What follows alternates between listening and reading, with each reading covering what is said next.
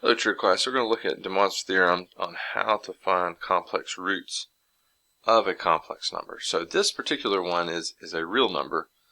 This is just 81. So if you think about the complex plane, we have our imaginary axis up here, and then this is our real axis. And 81 is a real number, so just put it on there somewhere. It doesn't exactly matter for the setup. So 81's there.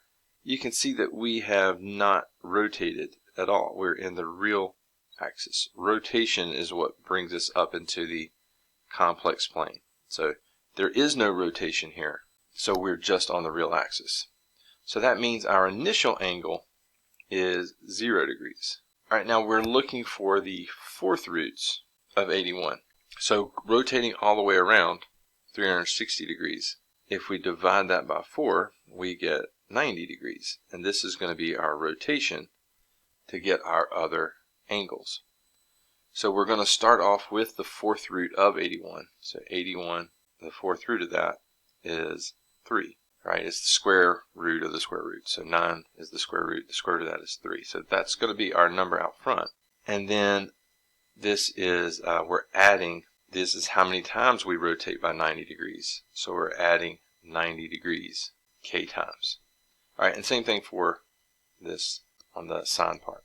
So we start off with 0 because that's how far we rotate to get our number, our 81. And then we divide the 360, one full revolution, by 4 because we're doing the fourth root, and get 90 degrees. All right, and then k is going to go from 0 all the way up to 1 less than this. So the fourth root is 4, so 0 to 3. So if you think about it, that's 0, 1, 3. That's 1, 2, 3, 4 numbers that we're dealing with here. So that's what we mean by the fourth root. It's going to be 0 to 3 instead of 0 to 4.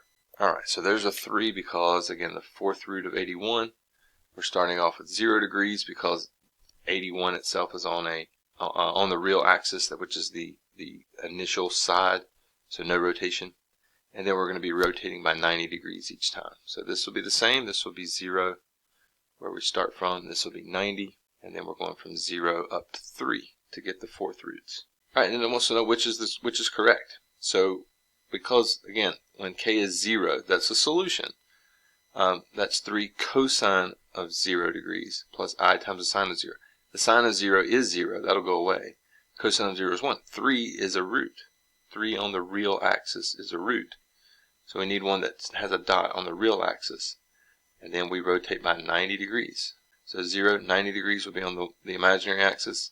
Another 90 is a negative real root, and then another 90 would be on the negative negative imaginary axis. So C is the one that we're after here. That's the way that complex roots work is they all basically live on the same circle with a consistent angle between all the roots.